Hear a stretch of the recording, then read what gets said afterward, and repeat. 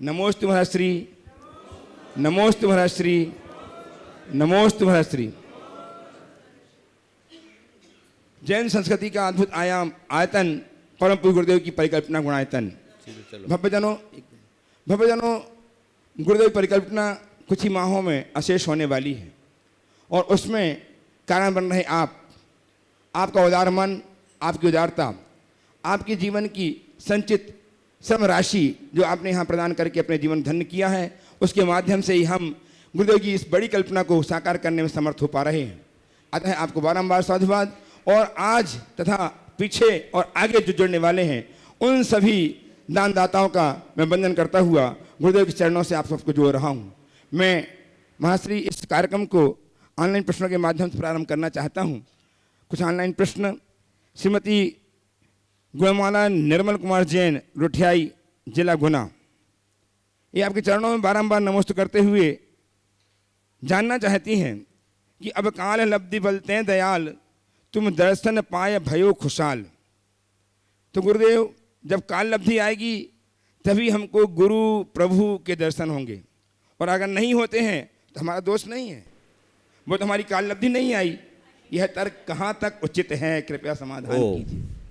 देखिए, ये लोग हैं जो कुछ मामलों में इस तरह की भाषा का प्रयोग करते हैं।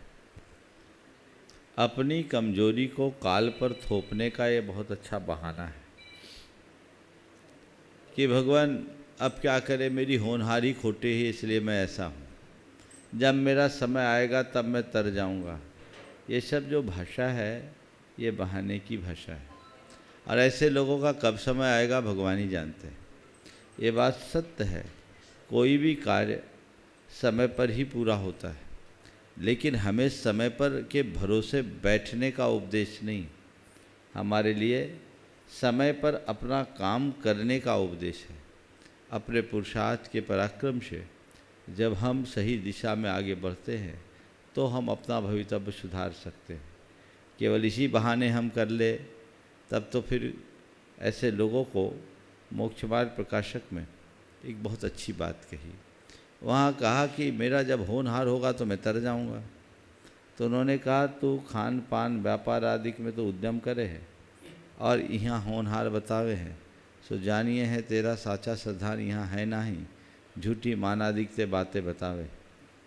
तिस कारण ते काल लब्धि व होनहार तो कुछ वस्तु है नाही, जिस समय काल भया सोई काल लब्धि, और कार्य का होना ही होनहार है, इसलिए वैसे समझ के चलना चाहिए। आगे बोलिए।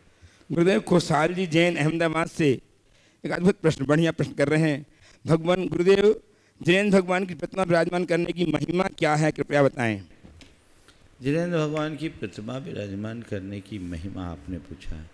जिन प्रतिमा को आपने अगर कहीं विराजमान किया, कहीं भी भगवान को किसी भी व्यक्ति ने विराजमान किया, तो जब तक वो भगवान विराजमान हैं तब तक उसकी होने वाली पूजा अर्चा का पुण्य उस व्यक्ति के खाते में जाएगा जिसने उसे विराजमान करने का सौभाग्य प्राप्त किया। एक ऐसा आयतन है जो केवल पुण्य का निमित्त बनता है, बाकी चीज़ें तो पाप वर्धक भी बन सकती, इसलिए साथ से पुण्य की वर्धक क्रियाएं कहलाती है, हमें इस पर ध्यान देना चाहिए। गुरुदेव सारांश जैन, नरियावली से एक विनती और प्रश्न कर रहे हैं आपसे बारंबार नमस्ते करते हुए।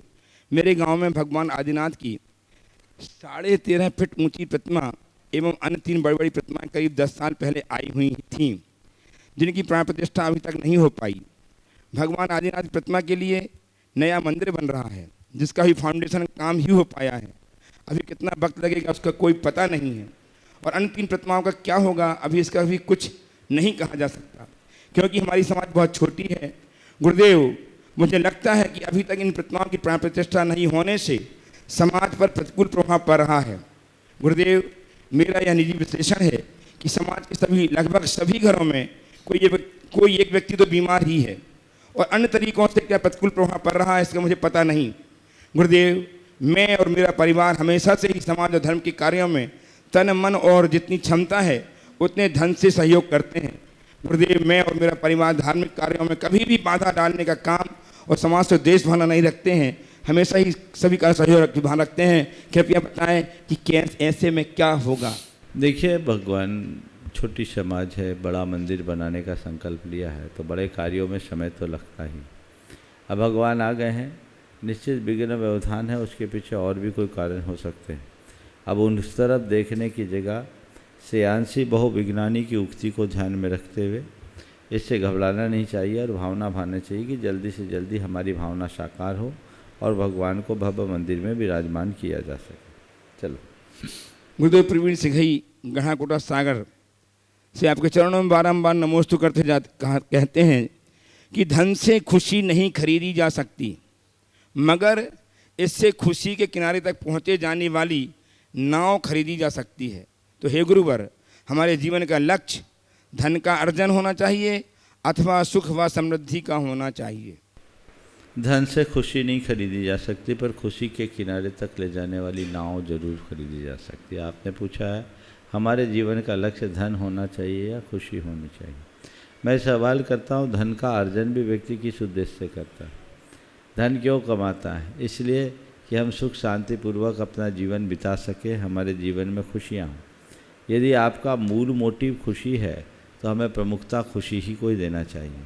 अगर हमने धन को एक सीमा तक अपने साथ रखा और जीवन निर्वाह के साधन के रूप में स्वीकार किया तो धन बिल्कुल एक किनारे तक पहुंचाने वाली नाव की तरह है। लेकिन धन ही जिसके जीवन का साध्य बन गया, यानी जिसके लिए पैसा ही सब कुछ हो गया, वो अपने जीवन को दुखों से घेर लेगा, उसके लिए कुछ भी शेष नहीं बचेगा। तो अपने आप को दुखों से बचा करके चलना चाहते हैं तो धन को केवल एक साधन के रूप में जाने। ये बात समझ लें कि पैसे से बहुत कुछ जोड़ा जा सकता है, पर सब कुछ नहीं। जो अंदर की संतुष्टि है वही हमारे सुख का आधार है।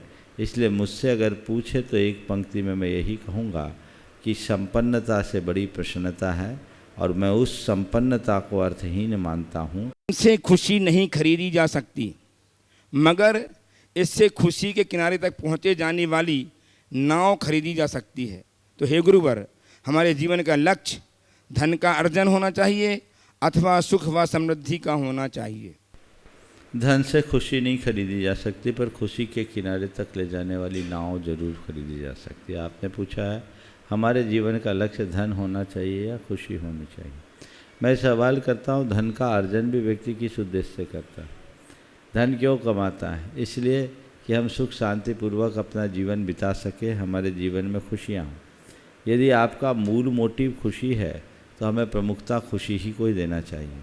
अगर हमने धन को एक सीमा तक अपने साथ रखा और जीवन निर्वाह के साधन के रूप में स्वीकार किया तो धन बिल्कुल एक किनारे तक पहुंचाने वाली नाव की तरह है। लेकिन धन ही जिसके जीवन का साध्य बन गया, यानी जिसके लिए पैसा ही सब कुछ हो गया, वो अपने जीवन को दुखों से घेर लेगा, उसके लिए कुछ भी शेष नहीं बचेगा। तो अपने आप को दुखों से बचा करके चलना चाहते हैं तो धन को केवल एक साधन के रूप में जाने। ये बात समझ लें कि पैसे से बहुत कुछ जोड़ा जा सकता है, पर सब कुछ नहीं। जो अंदर की संतुष्टि है वही हमारे सुख का आधार है। इसलिए मुझसे अगर पूछे तो एक पंक्ति में मैं यही कहूँगा कि संपन्नता से बड़ी प्रसन्नता है और मैं उस संपन्नता को अर्थहीन मानता हूँ जो मन की प्रसन्नता को लील ले। गुरुदेव मुकेश साधना गंगवाल वारा राजस्थान आपके चरणों में बारंबार नमोस्तु करते हुए जानना चाहते हैं कि गुरुदेव, इच्छा एक बला है, जो पूरी नहीं हो तो क्रोध बढ़ जाता है और इच्छा पूरी हो जाए तो लोभ बढ़ जाता है। तो महाराज श्री जी, हमें सांसारिक जीवन में ऐसा क्या करना चाहिए जिससे इच्छा पर काबू पाया जा सके और लोभ व क्रोध से बचा जा सके? अपने अतीत से लाभ लेना चाहिए कि इच्छा की पूर्ति से लोभ और न होने पर क्रोध बढ़ता है। तो इच्छा को अनिच्छा की ओर मोड़ना चाहिए और ये अपने संयम से ही संभव होगा। जब तक मनुष्य के हृदय में संतोष नहीं आता, आत्मनियंत्रण नहीं आता, और आत्मनियंत्रण नहीं आता तब तक वो इच्छाओं की बाढ़ से अपने आप को बचा नहीं सकता। इसलिए अपनी दिशा को उसी अनुरूप बदलना चाहिए। गुरुदेव, बहुत बढ़िया प्रश्न कारांजा लाल से आपके चरणों में बारंबार नमोस्तु करते हुए पवन जी जैन, प्रवास जैन नमोस्तु कर जानना चाहते हैं। गुरुदेव, मेरा सवाल यह है कि क्या आज तक ऐसा कोई प्रश्न आया है जो शंका समाधान में पूछा गया हो और उसके पास उसका आपके पास उसका जवाब नहीं हुआ हो? देखिए, ये तो हो सकता है कि मैंने कोई जवाब दिया हो और सामने वाला संतुष्ट न हुआ हो, लेकिन जवाब नहीं देने का मौका तो शायद आज तक कभी नहीं है। आप लोग रोज़ सुनते हैं। ये सवाल उठना भी अपने आप में एक बहुत बड़ा सवाल है। देखिए, प्रश्न और उत्तर का जहाँ तक सवाल है, मैं सर्वज्ञ नहीं हूँ। बहुत सारी चीज़ें ऐसी हो सकती है जिस बात को आप जैसी अपेक्षा रखें वैसा उत्तर मेरी तरफ से न निकले, लेकिन मेरी कोशिश होती है किसी भी संदर्भ में मैं वही उत्तर दूं जिसकी वहाँ आवश्यकता और उपयोगिता है। प्रत्यक्ष लोगों को लो, प्रत्यक्ष। अंतिम लाइन प्रश्न श्री आर्जव जैन हरिद्वार, ये आपके चरणों में बारंबार नमोस्तु करते हुए जानना चाहते हैं कि गुरुदेव घमंड की जगह कॉन्फिडेंस को कैसे बढ़ाएं? घमंड की जगह कॉन्फिडेंस को कैसे बढ़ाएं? देखो, जो दूसरों के लिए प्रदर्शित किया जाए वो घमंड है, जो अपने लिए सृजित किया जाए वो कॉन्फिडेंस है।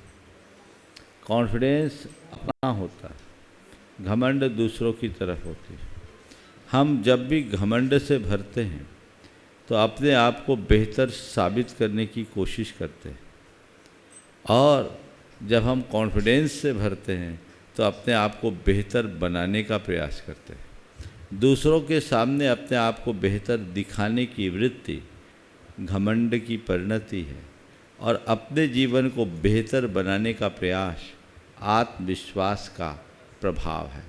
तो अपने आत्मविश्वास से लबरेज रहे, इसका अर्थ अभिमान नहीं, अपनी क्षमताओं पर भरोसा रखना और आत्मनिर्भर होकर अपने जीवन को आगे बढ़ाना हमें परमुखापेक्षी होने से बचाता है। लेकिन अभिमानी व्यक्ति सदैव अपना मूल्यांकन औरों से कराना चाहता है, और न केवल अपना मूल्यांकन अपितु जितनी उसकी हस्ती और है उससे कहीं ज़्यादा मूल्यांकन कराना चाहता है। इसलिए अभिमानी प्राय परमुखापेक्षी होता है, जिसे दुख भोगना पड़ता है। अब मैं प्रत्यक्ष आप सबको प्रस्तुत करके समाधान प्रदान करवाऊं, उसके पूर्व आज कहते हैं कि परम पूज्य गुरुदेव का मंगल विहार से पाटलिपुत्र पटना की ओर चल रहा है। प्रवास में आज हम KST कॉलेज में विराजमान हैं। आज रात्रि विश्राम गुरुदेव का नूर सराय में होगा, और कल की आहारचर्या एवं शंका समाधान का कार्यक्रम माधोपुर मध्य विद्यालय चंडी यहाँ पे होगा। इस बात का ध्यान रखते हुए, और संभावित 8 तारीख को गुरुदेव का मंगल प्रवेश पटना नगर में होगा। जिन्हें गुरुदेव के चरण दर्शन करने हैं वे समझ करके जिन जिन स्थानों पर पा सकते। अब पहले प्रश्न के लिए उपस्थित हों श्रीमान अरविंद जी, पप्पू जी, तिलक जी, टिंकू जी जैन पटना से। दोनों मुनिवरों के चरणों में मन वचन कैसे बारंबार नमस्कार हो। गुरु जी, प्रश्न ये है कि शिष्य को अपने गुरु को चुनना चाहिए या गुरु शिष्य को चुनना चाहिए, इसमें से कौन सी बात ठीक है? प्यासे को कुएं के पास जाना चाहिए, कुआं को प्यासे के पास जाना चाहिए। समझ गए? अगर गुरु को शिष्य की प्रतीक्षा है तो उसे शिष्य को खोजना चाहिए, और शिष्य को गुरु की प्रतीक्षा है तो उसे समर्पित हो जाना चाहिए।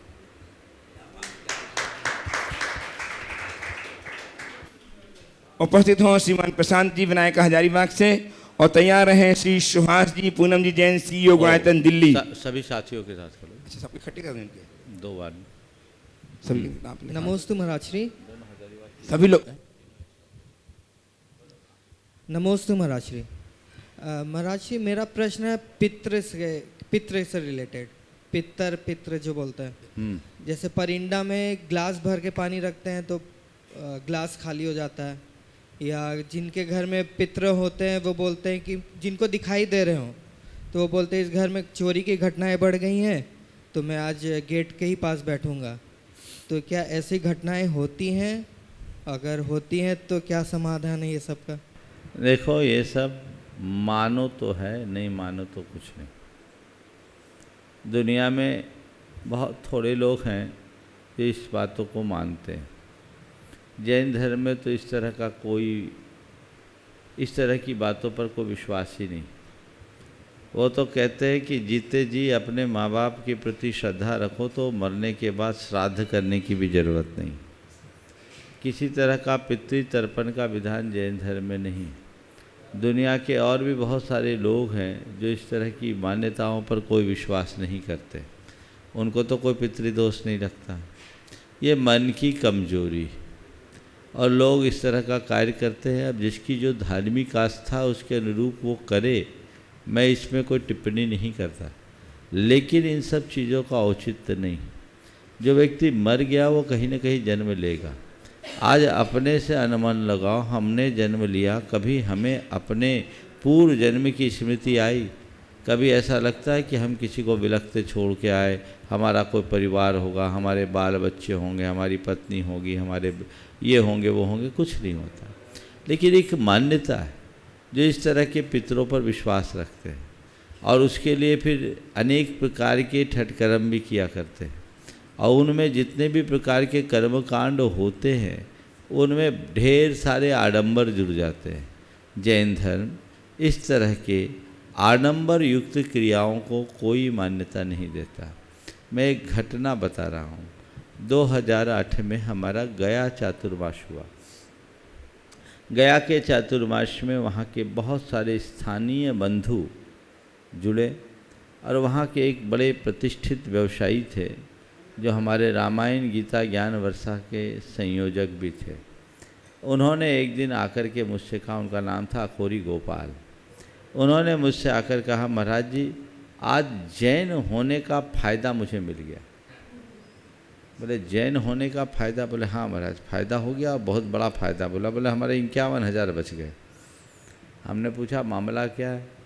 बोला महाराज जी मैं ट्रेन से आया, दिल्ली से आया था, और जब रेलवे उस समय श्राद्ध का दिन चल रहा था, पितृपक्ष था, तो बहुत से जैन यात्री भी उतरे, और जैसे ही वो उतरे तो वहाँ की जो परंपरा है, श्राद्ध करने वाले जितने भी वहाँ के पंडे लोग हैं वो सबका पूरा डिटेल लिए रहते हैं।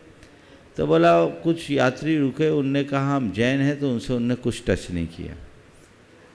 जब मैंने देखा कि ये लोग बोल रहे जैन है तो हमको कोई टच नहीं, उनको कोई कुछ नहीं बोल रहे, तो मैंने भी कह दिया मैं जैन हूँ, तो महाराज जी मेरे को भी छोड़ दिया। अगर मैं अपना असली परिचय दिया होता तो मेरा कम से कम 51,000 जरूर लगा होता। तो मैं इस विषय में यही कहूँगा, धर्म के मर्म को समझना चाहिए। हम लोग बहुत सारी चीज़ें ऐसी हैं जो धर्म के नाम पर करते हैं, पर उसका कोई आध्यात्मिक अर्थ नहीं दिखता। हमें वही क्रियाएं धर्म के नाम पर करनी चाहिए जिससे हमारी आत्मा की शुद्धि दिखती होती हो। आत्मशुद्धि के अभाव में की जाने वाली धार्मिक क्रियाएं अपना अर्थ खो देती है, इसलिए इन पर विचार करना चाहिए। अब आपने कहा कि गिलास में पानी भरा और गिलास खाली हो जाता है, सुना है कि देखा भी है? स्नेहीजन के यहाँ ऐसा हो रहा है। उसके पीछे और कई चीज़ें हो सकती है, और यदि ऐसा कुछ है तो उसको अपने तरीके से विधि विधान पूर्वक उसे दूर करना चाहिए। और भी कई तरह के उपद्रव होते हैं, पर सब बातों को पितर से जोड़ना ठीक बात नहीं। उपस्थित हों श्रीमान अभय जी छावड़ा हजारीबाग से, तैयार हैं सुनील जी विनायक हजारीबाग से ही। नमोस्तु महाराज श्री, नमोस्तु महाराज श्री, नमोस्तु महाराज श्री। मेरा प्रश्न नेमिनाथ भगवान के, हाँ बोलो, अच्छे से बोलो। मेरा प्रश्न नेमिनाथ भगवान के वैराग्य से संबंधित है कि सुन रहे कि नेमिनाथ भगवान के काल में वैराग्य के समय में पशुओं को बांधा गया था जो काटने के लिए, तो भगवान के काल में तो बोलते कि चारों तरफ शाकाहारी रहते हैं, शाकाहार की व्यवस्था रहती है, तो फिर ये कैसा प्रसंग? देखो उसका आशय समझो। नेमिनाथ भगवान के वैराग्य में निमित्त जरूर है कि वो पशुओं को बंधन में बंधा देखकर विरक्त हो गए, और उनको यही बताया गया कि आपके शादी में आने वाले लोगों के भोज के लिए बांधे गए, इनको मार करके उनका भोज कराया जाएगा। पर इसका मूल अर्थ ये नहीं था, उद्देश्य भी ये नहीं था। ये श्री कृष्ण की लीला थी। श्री कृष्ण चाहते थे कि नेमी कुमार घर में न रहे, वो उनके चचेरे भाई थे। बोले ये घर में रहेगा तो धर्म को कौन आगे बढ़ाएगा, इनको दीक्षा दिलाना है। और दीक्षा दिलाना है तो कैसे दिलाए, वैराग्य होना चाहिए, वैराग्य के लिए कोई निमित्त चाहिए। तो वो जानते थे कि नेमी कुमार का मन बड़ा संवेदनशील है। तो उन्होंने क्या किया, एक योजना के तहत मुख्य मार्ग से जिससे उनकी बारात जा रही थी, उस मुख्य मार्ग में ही एक पशुओं का बाड़ा बनवा दिया, उसमें पशुओं को बंधा दिया और उनके सारथी को पहले से सिखा पढ़ा दिया गया। अगर पूछेंगे ये पशु क्यों करा रहे हैं, इनको बाड़े में क्यों बंद किया गया, तो ये जवाब देना। तो ये सब प्री प्लान्ड था।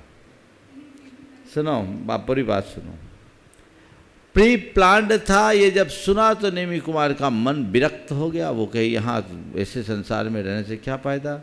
वो सीधे उज्जैन गिरी गिरनार पर चढ़ गए, दीक्षित हो गए। श्री कृष्ण का उद्देश्य पूरा हो गया। अब थोड़ी देर के लिए आप अगर ये कहे कि नहीं ये बात आपने बना दी, मैंने मान ली, पर ये बताओ कहीं कोई व्यक्ति मांस भक्षण करता भी हो तो क्या मेन मुख्य राजपथ के किनारे पशुओं को बांधा जाता है? जहाँ भोजनशाला होती वहीं ना हो सब होता, उसके आसपास ना होता है।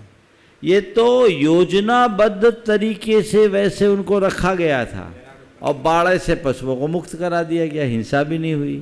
तो ये हिंसा करने के लिए नहीं, नेमी कुमार को वैरागी बनाने के लिए ऐसा किया गया था, ऐसा समझ।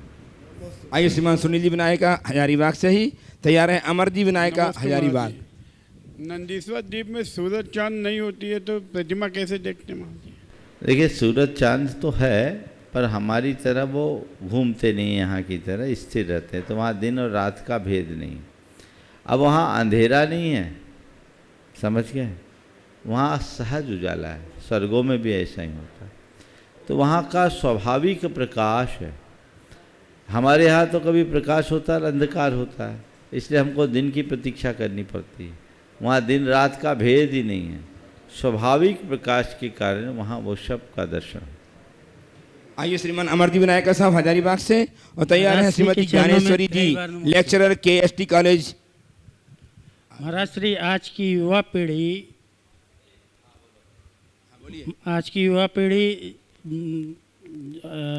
धर्म से जुड़ रही है और घर जाते ही या व्यापार में गुस्सा आ जाता है, या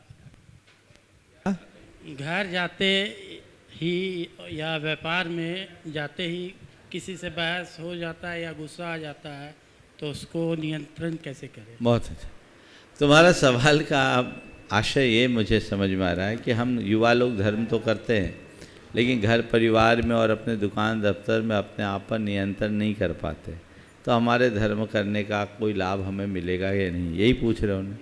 मैं तो एक ही बात कहता हूँ, अगर हमने धर्म अंतर से किया है तो हमारे हृदय में परिवर्तन होना चाहिए, हमारे सोच और विचारों में परिवर्तन होना चाहिए। आत्मसंयम हमारा सबसे बड़ा धर्म है और ये नियंत्रण होना ही चाहिए, चाहे युवा हो या वृद्ध। यदि मैंने धर्म किया है तो उसका लक्षण मेरे जीवन में दिखना चाहिए। गंदे कपड़े पर अगर हमने साबुन फेरा है तो उसकी गंदगी छूटनी चाहिए। अगर साबुन घिसने के बाद भी मैल नहीं छूट रहा है, इसका मतलब हमने साबुन की बट्टी की जगह कुछ और का प्रयोग किया है। तो हमें हमेशा जागरूक रहना चाहिए और आध्यात्मिक दृष्टिकोण रखना चाहिए। पूजा पाठ आदि धार्मिक क्रियाओं के प्रति हमारी जितनी गाढ़ी रुचि है, उतनी ही रुचि अपने भावों की निर्मलता और अपनी मर्यादाओं की सुरक्षा के प्रति होनी चाहिए। यदि व्यक्ति थोड़ा अभ्यास करे और अपने हृदय में सकारात्मकता को विकसित कर ले, तो उसके जीवन में ये सब चीज़ें सहज हो सकती और ये हमें लाना चाहिए। मेरे संपर्क में अनेक युवक हैं जो कहते हैं कि जब तक मैं धर्म से नहीं जुड़ा था मुझे बहुत गुस्सा आता था, अब मैं शांत हूँ। बहुत से युवक ऐसे हैं कि पहले मैं बड़ा लालची था, अब मेरे मन में संतोष आ गया। कई ऐसे भी है जो कहते हैं कि हमारे अंदर पड़ा बहुत मैं एटीट्यूड रखा करता था, अब मैं बहुत ज़्यादा पोलाइट बन गया हूँ। तो ये चीज़ें अपने भीतर डेवलप करनी चाहिए, विकसित करनी चाहिए। और यदि हम इन्हें विकसित करते हैं तभी हमारे हृदय में धर्म का सच्चा लाभ होगा। मैं तुम्हारे माध्यम से तुम जैसे युवाओं को यही कहूँगा कि धर्म को पारंपरिक तरीके से मत करो, धर्म को मौलिक तरीके से समझकर जीने की कोशिश करो। हम पारंपरिक तरीके से धर्म करेंगे तो करते करते ज़िंदगी बीत जाएगी, जहाँ के तहाँ रहेंगे। लेकिन धर्म के मौलिक स्वरूप को समझकर यदि हम धर्म करते हैं तो वो हमारे जीवन के व्यापक बदलाव का आधार बनेगा और हमें वह करना चाहिए। उसके लिए अपने आप पर संयम जरूरी है। और मैं ये कहना चाहूँगा, अगर नियमित भावना योग करते हों तो इसका प्रभाव कई गुना अच्छा। हजारी विभाग से आए युवकों का करतल ध्वनि से अभिनंदन कीजिए। इन्होंने गुरुदेव का पता लगाते लगाते यहाँ आकर अपनी भक्ति प्रकट की है। बहुत बहुत साधुवाद। उपस्थित हों श्रीमती ज्ञानेश्वरी जी, लेक्चरर KST कॉलेज, और तैयार हैं श्रीमान सुभाष जी पूनम जी जैन, CEO गुणायतन दिल्ली से। जी, हम बच्चे से संबंधित पूछना चाहते हैं, क्या वो प्रश्न पूछ सकते हैं सर? अपने बच्चे के लिए पूछना चाहते हैं। हाँ। बच्चे से संबंधित है कि मेरे बच्चे के मतलब कि पढ़ाई के लिए मेहनत करता है लेकिन सफलता ना मिल रहा है, उसके लिए कुछ समाधान बता दें। देखिए, बहुत सारे बच्चों की क्या बड़ों की सबकी ये शिकायत होती है कि हम पर्याप्त मेहनत करते हैं पर सफलता नहीं जी मिलती। जी। मेरे पास ऐसा कोई मंत्र तो नहीं है हाँ, जो तो मैं इसी मंत्र के दे संबंध में दूँ, हमको पूछना और ना मैं कोई ऐसा भविष्यवक्ता हूँ जो आपको कहूँ कि जाओ मेरा आशीर्वाद है तुम्हारा बच्चा सफल होगा। लेकिन एक मार्गदर्शन जरूर दे सकता हूँ, उसे आप एक मंत्र के रूप में भी मान सकते हैं। बच्चे को सबसे पहले आप कहे कि अपने आत्मविश्वास को बनाए रखें। जी। प्रायः लोग जो खूब मेहनत करते हैं, परिणाम अनुकूल नहीं होता तो उनका आत्मविश्वास डगमगा जाता है, और जैसे ही हमारा आत्मविश्वास खोता है हमारी क्षमताएं अपने आप आधी हो जाती हैं, क्षमताएं कुंठित होने लगती हैं। तो जब हम अपनी क्षमताओं को ही कुंठित कर देंगे तो हमारी सफलताओं की रही सही संभावनाएं भी समाप्त होगी। तो उसे एक बात पहले कहिए कि अपने आत्मविश्वास को कम न होने दे। जी जी। मैं सफल होऊंगा नहीं होऊंगा इस संशय को निकालो, आत्मविश्वास बनाए और मुझे सफलीभूत होना है ये तय कर ले। मैं कर सकता हूँ, ये क्षमता अपने अंदर है, ऐसा विश्वास जगाए। दूसरी बात, वो सकारात्मक सोचे। जो भी रिजल्ट आए उसको लेकर हताश होने की जगह हो सकता है वो मनोनुकूल रिजल्ट ना भी हो तो भी उसमें वो सकारात्मक सोचे कि और ऐसा तो अच्छा हूँ। अगर अपने अंदर की सकारात्मकता को विकसित करेगा तो उसके अंदर एक अलग प्रकार की ऊर्जा उत्पन्न होगी जो उसे आगे बढ़ने के लिए उत्साहित करेगी, उसका उत्साह बढ़ेगा। तीसरी बात, अपना 100% लगाने की कोशिश करें। पर्याप्त प्रयास करने के बाद भी यदि परिणाम अनुकूल न दिखे तो समझें कि मेरे प्रयासों में कहीं न कहीं कमी रह गई है और जो कमी थी मुझे उस कमी को पूरा करना है, और दुगने उत्साह के साथ रखें, आगे बढ़े आगे बढ़े। और चौथी बात, उन लोगों के जीवन चरित्र को अपने सामने रखे जिन्होंने अनेक प्रकार की विफलताओं का सामना करके आखिरी में सफलता के शिखर को छुआ। गिर कर के ही चढ़ा जाता है। हारने से नुकसान नहीं है, हार मानने से नुकसान है। जी जी। तो हार नहीं मानना है, चलते रहना है, चलते रहना है, चलते रहना है, तो ज़रूर सफल होंगे। इन चारों बातों को आप उस तक पहुंचा दें। यदि इसे आत्मसात करेगा तो हो सकता है चौंकाने वाला रिजल्ट सामने आ जाए। जी जी। शकुन दीदी ट्रस्टी गुणायतन सागर से तैयार हैं श्री संस्कार जी, विशाल जी, जीतू जी, जो लगातार गुरुदेव का पदविधान कराने में अपनी अहम भूमिका निभा रहे हैं। इनके लिए तालियां बजा कर अभिनंदन करेंगे इनका और ये अपना प्रश्न प्रस्तुत करेंगे। दोनों मुनिराजों को बारंबार नमोस्तु। महाराज श्री कहते हैं कि जिनकी अनुभूति जितनी गहरी होती है उनकी संवेदना उतनी व्यापक होती है। तो महाराज श्री हम अपनी संवेदना को व्यापक कैसे बनाएं? जिसकी अनुभूति जितनी गहरी होती है उसकी संवेदना उतनी व्यापक होती है। आपने पूछा है अपनी संवेदना को व्यापक कैसे करें। सामने वाले के अस्तित्व को अपने अस्तित्व के समान मानना शुरू करो। संवेदना की व्यापकता सह अस्तित्व की भावना पर ही निर्भर करती है। हम सह अस्तित्व की जितनी प्रबल भावना भाएंगे, हमारी संवेदनाएं उतनी व्यापक होगी। तो सह अस्तित्व की भावना से हम भर करके चले, संवेदना व्यापक होगी और हमारे जीवन का पथ प्रशस्त होगा। उपस्थित हों संस्कार जी, बनगांव विशाल जी, गंगा और जीतू जी कोलकाता, जो लगातार अपना हद श्रम अर्पित कर गुरुदेव के चरणों अपनी भक्ति समर्थित कर रहे हैं और तैयार हैं वृद्धि बहन पुष्पा जी जयपुर। नमोस्तु महाराज जी। भट्टारक कौन होते हैं और क्या मुनि महाराज के अलावा भट्टारक और प्रतिष्ठाचार्य भी भगवान को सूर्य मंत्र दे सकते हैं? देखो, भट्टारक जैन परंपरा में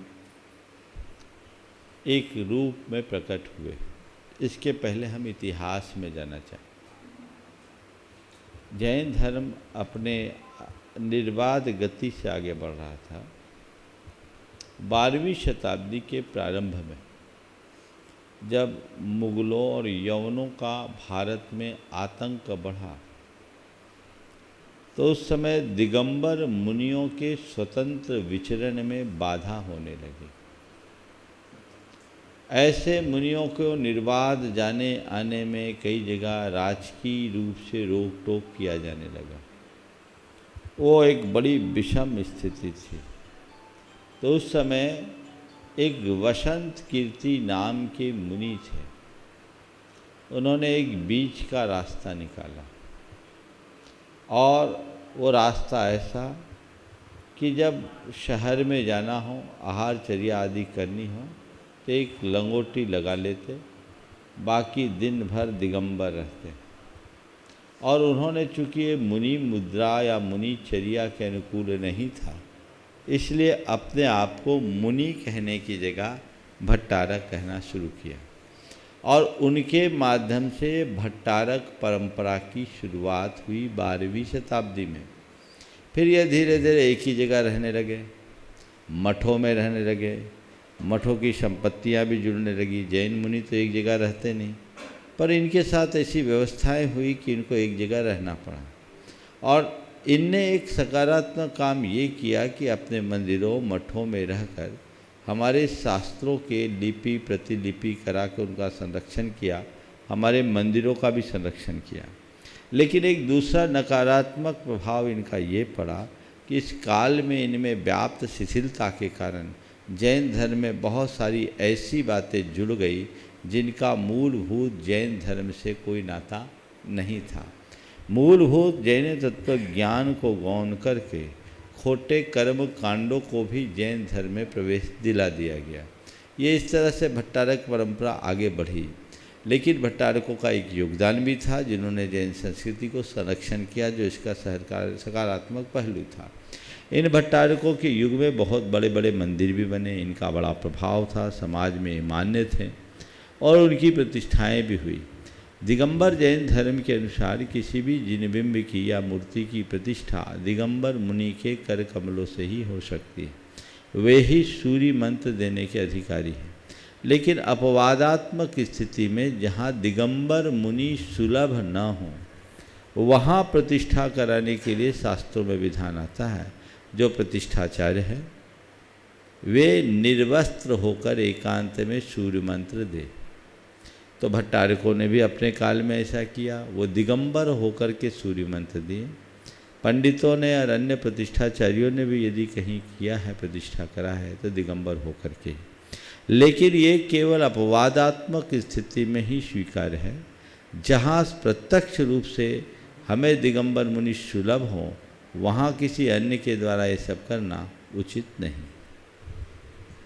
उपस्थित हों व्रती बहन पुष्पा जी जयपुर से, तैयार हैं श्रीमती अर्चना जी असित जी बेनाड़ा, ट्रस्टी गुआयतन कोलकाता। दोनों गुरुवरों के चरणों में बार बार नमोस्तु नमोस्तु। गुरुवर, जहाँ पर हम रहें वहाँ के सब लोग हमें प्यार करें, और जहाँ से हम चले जावें वहाँ के सब लोग हमें याद करते रहे, और जहाँ हमें जाना है वहाँ के सब लोग हमें बेसब्री से इंतज़ार करते रहे। इसके लिए हमें कैसा होना चाहिए? लोग हमें प्यार करें, याद करें और हमारा इंतज़ार करें, उसके लिए हम क्या करें? थोड़ा एतबार करो। सुनो, लोग जहाँ हम रहें वहाँ लोग हमसे प्यार करें, इसका एक ही उपाय है, हर व्यक्ति के हृदय में अपनापन जगा दें। हर व्यक्ति के हृदय में अपनापन जगा दो, और अपनापन जगाने के लिए सामने वाले को नहीं, खुद को बदलने की ज़रूरत है। उन्हें अपने व्यवहार से अपना बना लो। लोग मुझे अपनाए ये मेरे हाथ में नहीं है, पर मैं सबको अपना बना सकूं ये तो मेरे हाथ में है। तो अपनापन बढ़ाओ। जब तक अपनत्व नहीं होता, स्नेह और प्यार की भावना प्रकट नहीं होती। तो जिनके प्रति अपनापन होगा, लोग उसे प्यार भी करते हैं, उसका इंतजार भी करते हैं और उसे याद भी करते हैं। और जिनमें अपनापन नहीं है, वहाँ प्यार नहीं, तकरार है। समझ गए? याद नहीं, दुत्कार है, और इंतजार नहीं, फटकार है। ये चलता रहता है, तिरस्कार है। अपनापन, अपनत्व की भावना तेजी से विकसित होनी चाहिए। नमस्ते गुरुवर। आइए श्रीमती आयतना जी, असित जी बेनाडा, ट्रस्टी गुणातन कोलकाता तैयार हैं। श्रीमान कपूर चंद जी कोटा, श्रीमान कैलाश चंद जी जैन सेवायतन गुणातन शिखर जी के साथ। नमस्ते महाराज जी। महाराज जी, हम लोग बातें दिन भर करते हैं, कुछ अच्छी बातें, आपकी 4 बातें, कुछ नुकीली बातें। जो उपयोगमय बातें हैं वो तो भूल जाते हैं, और जो नुकीली बात है वो दिन भर दिमाग में चलता रहता है। तो ऐसा क्या करें? जो अच्छी बात है वो याद थोड़ी रहती है, फिर वापस भूल जाते हैं। जैसे आपने अभी परसों ही 4 बातें कुछ बताई थी, वो याद नहीं है, लेकिन कोई अभी 10 दिन पहले भी कुछ ऐसा बोल दिया हो तो वो पूरा याद रहता है कि उन्होंने ये वर्ड बोला है। बहुत अच्छी बात आपने पूछी है। प्रश्न साधारण है, पर इसका अर्थ बहुत गहरा है। हर मनुष्य के साथ अक्सर ऐसा होता है कि हम लोग काम की बातों को तो बहुत जल्दी से भूल जाते हैं, पर बिना काम की बातों को पकड़े रहते हैं। इसकी मूल वजह पर जाए, हमारे मानस पटल पर वही बातें अंकित होती है जिसे हम अपने हृदय में स्थान दे देते हैं। हमें किसी की बात चुभ गई, क्यों चुभी? क्योंकि वो हमारी छवि के विरुद्ध बात मुझसे कहा, तो मैंने अपनी एक काल्पनिक छवि गढ़ ली। उस छवि को कोई छेड़ता है तो मन टूटता है। तो जब तक ये छवि जो मेरे अहंकार का सृजन है, ये मेरे अंदर बनी रहेगी, उससे जुड़ी बातें मेरे हृदय में घर किए रहेगी। अच्छी बातें हम लोग सुनते ज़रूर हैं, लेकिन वो हमारे हृदय में अवधारित नहीं। ये तो केवल हम लोग सुनते ये सोच करके कि ये तो प्रवचन की बातें हैं, ये तो शास्त्रों की बातें हैं। जिस दिन ये प्रवचन की बातें या शास्त्रों की बातें होने की जगह ये मेरे जीवन की बातें बन जाए तो कभी नहीं भूलूंगा। मैं एक दूसरी बात कहूँगा। ओम, मैं दूसरी बात कहूँगा, हर व्यक्ति के जीवन में कभी न कभी कोई न कोई दुविधा जरूर आती है। उस दुविधाग्रस्त स्थिति में यदि कोई व्यक्ति उसे कोई अच्छा परामर्श देता, और ख़ासकर ऐसा व्यक्ति जिसको वो बहुत मानता हो, तो उसके द्वारा कहे गए एक एक शब्द हृदय में बैठते हैं कि नहीं? कभी भूलते हैं? नहीं ना। तुम्हारी शादी हुई होगी, तुम्हारी माँ ने तुम्हें कुछ सीख तो दी होगी, दी? याद है कि नहीं? माँ ने तुम्हें शादी के वक्त जो सीख दी वो याद है? तुम्हें क्या हर गृहिणी को याद रहती है? हो सकता है शादी के समय और क्या क्या दहेज में या भेंट में दिया गया हो उसे भूल जाओ, लेकिन जो बातें कही वो याद है। क्यों? क्योंकि तुम्हारी माँ तुम्हारे हृदय में बैठी थी। जो हृदय में बैठता है उसकी बातें याद रहती है। इसी तरह अच्छी बातें जिनसे हम करते हैं उन्हें हृदय में बिठाल दे, जीवन में कभी नहीं भूलेंगे। लेकिन हमने द्वेष को, दर्प को, दंभ को, अभिमान को, आवेश को अपने हृदय में बिठा रखा है। तो जो हृदय में बैठा है वो बातें घर कर जाती है, वो हमें प्रभावित करती है, वो हमें उद्वेलित करती है, उसे हम भूल नहीं पाते। तो जो हृदय में बैठा है उसको विदा करो और जिन्हें बिठाना है उन्हें विराजमान करो, जीवन की दिशा बदल जाएगी। रास्ता यही। आइए श्रीमान कपूरचंद जी कोटा से एवं श्रीमान कैलाश जी सेवायतन शिखर जी से। गुरुदेव के युगल मुनिराजों के चरणों में मेरे परिवार का गुणायतन परिवार हार्दिक संभाग मेवाड़ का त्रिवार नमोस्तु नमोस्तु नमोस्तु। गुरुदेव मकान तो बन जाते हैं 4 दीवारों से, घर बनाने के लिए सब्र, समझ, स्नेह और साझेदारी की आवश्यकता होती है। तो गुरुदेव इन चारों बातों के ऊपर मार्गदर्शन दीजिए ताकि सब्र, समझ, तैयार रहें। हरीश जी एवं समझ। अनूप जी तैयार रहेंगे। सब्र, समझ, स्नेह और साझेदारी की आवश्यकता होती है घर बनाते समय। जी। आपने पूछा इन पर हम मार्गदर्शन दें। जी। रोज ही मैं इन्हीं पर मार्गदर्शन देता हूँ। मैं समझता हूँ मनुष्य के हृदय में यदि सही समझ विकसित हो जाए तो सब्र भी आएगा, स्नेह भी प्रकट होगा और समझदारी या साझेदारी भी विकसित होगी। जीवन की सच्चाई को बहुत अच्छे से समझना चाहिए कि ईंट गारों की इमारत का नाम घर नहीं है। घर के असली पायदान, जैसा आपने उल्लेख किया, सब्र, समझ, स्नेह और समझदारी, ये जीवन में होनी चाहिए और इसे हम प्राथमिकता दें। सवाल ये है कि इन्हें हम विकसित कैसे करें। इन्हें विकसित करने के 2 रास्ते मुझे दिखते हैं। पहला तो वो जिनके जीवन में सब्र, समझ, स्नेह और समझदारी है, हम उनसे अपनी निकटता बढ़ाएं और उनसे कुछ चीज़ें सीखें। और दूसरा स्वयं के अनुभव से हमने अपने अतीत में जो कुछ भी सीखा, समझा, जाना है, उन अनुभवों को अपने सामने रखें और उन अनुभवों के बल पर ये चीज़ को देखें कि हमने सब्र खो करके क्या नुकसान किया, स्नेह के अभाव में हमारे जीवन में क्या हुआ, समझ के अभाव में क्या हुआ, या साझेदारी के अभाव में या साझेदारी के अभाव में हमने क्या किया। अपने अतीत के अनुभव में, इनके अभाव और सद्भाव में हमारे जीवन में जो कुछ भी घटा है, यदि हम उसका ठीक तरीके से विश्लेषण करें और अनुभव के निचोड़ को अपने हाथ में रखना चाहें, रखना सीख लें, तो ये सब चीज़ें सहज आएगी। तो हम उन सबको देखें।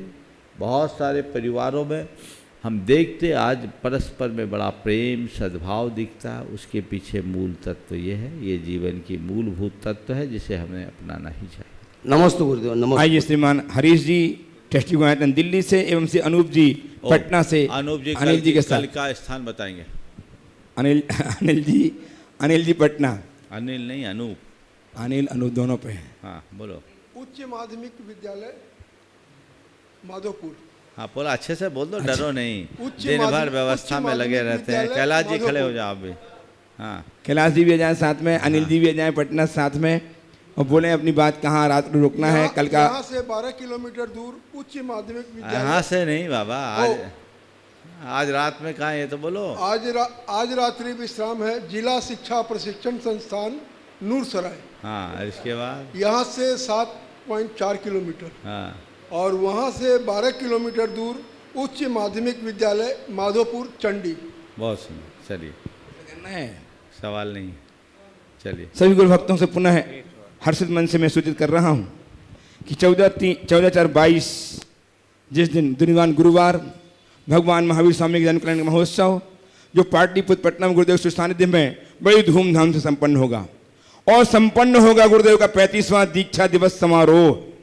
अतः गुरु भक्तों, 2 वर्ष हमने कोरोना काल के कारण गुरुदेव की भक्ति से अर्पित करने में चूक गए।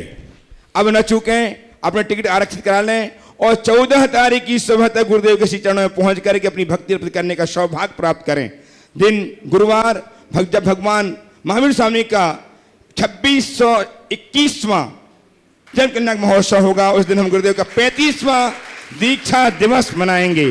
गुरुदेव 8 तारीख को पाटलिपुत्र पटना में प्रवेश करेंगे और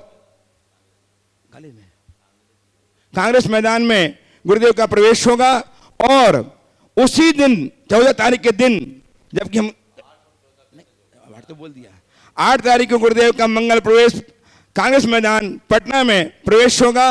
और 14 तारीख को जबकि हम भगवान का 2621वां जन्म का महोत्सव मनाएंगे, उस दिन गुरुदेव 35वां दीक्षा दिवस मनाएंगे। और साथ ही उस दिन आगाज होगा, शुभारंभ होगा पंचग्राम प्रतिष्ठा महोत्सव का, जिसमें आप महापात्र बनकर के अपने जीवन को धन्य करने का अवसर भी प्राप्त कर पाएंगे। महाराज श्री 2 ऑनलाइन प्रश्न लेना चाहता हूँ, बहुत आवश्यक हैं। ओम 2 ऑनलाइन ले, उसके पहले एक संदेश मैं सभी को जरूर देना चाहूँगा। इस वर्ष 2 वर्ष के अंतराल के बाद हम सभी को भगवान महावीर का जन्म कल्याणक महामहोत्सव मनाने का सौभाग्य मिल रहा है, बल्कि पूरे देश के सभी देशवासी और धर्मावलंबियों को अपने आराध्य का उत्सव मनाने का अवसर आ रहा है। 2 वर्ष बहुत त्रासदीपूर्ण रहे। इन दिनों जहां हम अपने उल्लास, उत्सव, उमंग को खोया, वहीं बहुत सारे अपने साथियों को भी खोया, बड़ा नुकसान हुआ। लेकिन अब सब कुछ अनुकूल है। एक लंबे अंतराल के बाद पुनः हमें भगवान महावीर की जयंती मनाने का अवसर मिल रहा है। मैं चाहता हूं कि इस वर्ष आप सबका उत्साह चरम पर होना चाहिए। विगत वर्षों में मैंने इस चीज़ को अच्छे से महसूस किया कि परिस्थितियों के विपरीत रहने के कारण भले आप समारोह पूर्वक महावीर जयंती नहीं मना पाए, लेकिन आपने घर में बैठकर जिस उमंग और उत्साह का परिचय दिया, वो कोई साधारण समारोह नहीं था। आज मैं पुनः आप सबसे कहना चाहूँगा कि अब स्थितियाँ अनुकूल है तो हमें पूरे उत्साह के साथ महावीर जयंती में अपनी सहभागिता देनी चाहिए। जो जहाँ है, जैसे भी है, वो रंग भरे जिसमें 2 वर्षों की कसर पूरी हो जाए और भगवान महावीर के संदेशों को दिग दिगंत तक फैलाया जा सके। पूछो अनूप जी, बोलिए। कलकत्ता से एक प्रश्न पूछ रहे हैं। हाँ बोलो। कि श्री जी के रथ यात्रा में भगवान के ऊपर 3 छत्र होना चाहिए, 2 छत्र होना चाहिए कि 1 छत्र? देखिए, एक बार तो मैं सुरेंद्र भाई को आशीर्वाद दे रहा हूँ, कोलकाता में बैठ करके भी सारी व्यवस्थाओं में बहुत बड़ा योगदान दे रहे हैं और वो सभी मुनियों के बिहार में बहुत महत्वपूर्ण भूमिका निभाते, खासकर प्रशासनिक सहयोग की। मेरा आशीर्वाद है सुरेंद्र भाई को। भगवान के बिहार में छत्र होना चाहिए और छत्रत्रय ही उनका प्रातिहार है, इसलिए 3 छत्र होना चाहिए। सबसे नीचे बड़ा, मध्य में छोटा और ऊपर और छोटा, ये 3 छत्र हो। लेकिन कई बार रथ आदि की संरचना ऐसी होती है जहाँ 3 छत्र लगाने की व्यवस्था नहीं बने। हालांकि जब भी आप रथ बनाए तो 3 छत्र की व्यवस्था बना करके ही करें। पुराने बहुत सारे रथों में ऐसी ही व्यवस्था है। जहाँ नहीं हो पाए वहाँ 1 छत्र रखते हैं, पर छत्र विहीन शोभा यात्रा नहीं होनी चाहिए। और बनाए तो 3 हो तो सोने में सुगंध, वही सर्वोत्तम।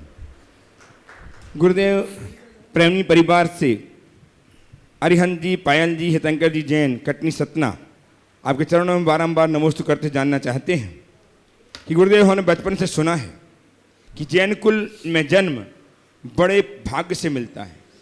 ये कथन कहाँ तक सत्य है महाराज श्री? क्योंकि आजकल देखने में आता है कि जैन कुल की लड़कियां अदर कास्ट में शादी करने लगी हैं और ये प्रथा बड़े जोरों से चल पड़ी है। तो महाराज श्री, अगर ऊपर का कथन सत्य है तो ऐसा कौन सा पाप कर्म उनके उदय में आता है जो उनको अजैन बनाता है? कृपया शंका का समाधान कीजिए। देखिए, जैनियों के लिए सबके यहाँ आजकल चल पड़ा है।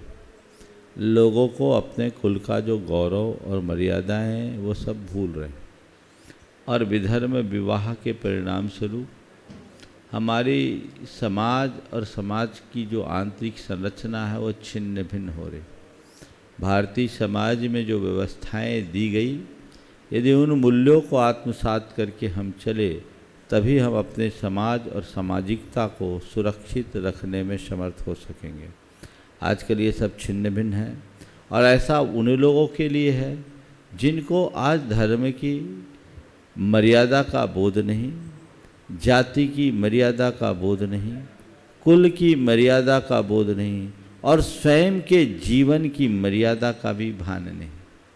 हर व्यक्ति के हृदय में इस मर्यादा का बोध होना चाहिए। हमें ये याद रखना चाहिए कि लक्ष्मण रेखा का जो भी उल्लंघन करता है उसका जीवन संकट से घिरता है। जीवन की लक्ष्मण रेखा है, एक मर्यादाएं जिससे समाज और सामाजिकता सुरक्षित होती है। मुश्किल ये है कि आज की जो शिक्षा पद्धति है वो कुछ इस प्रकार की है कि इन सब बातों को कोई तवज्जो ही नहीं दिया जाता। सब कुछ उस तरीके से समझाया, पढ़ाया, लिखाया जाता है कि आने वाली पीढ़ी की पूरी सोच ही बदल जाती है। वो इन सब बातों को बहुत हल्के अंदाज में देखते हैं, वो उनका मूल्य और महत्व नहीं जानते हैं और ऐसा करके वो इस बात को भुला देते हैं कि हम अपनी एक पुरातन संस्कृति को किस तरह से नष्ट कर रहे हैं। अपनी सांस्कृतिक गरिमा को, गौरव को सुरक्षित रखना हर व्यक्ति की जिम्मेदारी है। अपनी मर्यादाओं के मध्य ही व्यक्ति को जीना चाहिए और उसी अनुरूप अपना जीवन व्यवहार करना चाहिए। प्रश्न महाराज से अंतिम प्रश्न महाराज श्री नवीन जी जैन सिलचर से नमोस्तु करते जानना चाहते हैं कि गुरुदेव, जिंदगी में कोशिश के कद अगर बड़े होते हैं तो कभी कभी हमें ज़िंदगी में हार की ऊंचाइयाँ ज़्यादा नज़र क्यों आती हैं? कोशिश के कद अगर बड़े हों तो हार की ऊंचाइयाँ ज़्यादा नज़र आती, स्वाभाविक होने दीजिए। पर मैं तो इतना कहता हूँ, हार की कितनी भी ऊंचाई क्यों ना हो, अगर हमारे कोशिश के कदम बड़े होंगे तो हम उसे पूरा कर लेंगे। अपने कदम को बड़े रख कर के आगे चले। जिस व्यक्ति की दृष्टि में उसका लक्ष्य होता है वो जीवन में कभी हारता नहीं। ये तो चलेगा। जितनी ऊंचाई को आपको छूना है, आपको कदम भी उतनी ही बुलंदी से बढ़ाने होंगे, तभी अपने जीवन को बेहतर बना सकेंगे। समय आप सबका हो गया है, यहीं पर विराम। बोलिए परम पूज्य आचार्य गुरुवर श्री विद्यासागर जी महाराज। जय जय जय परम पूज्य महामना मुनिराज प्रमासागर जी महाराज की, परम पूज्य रह सागर जी महाराज की।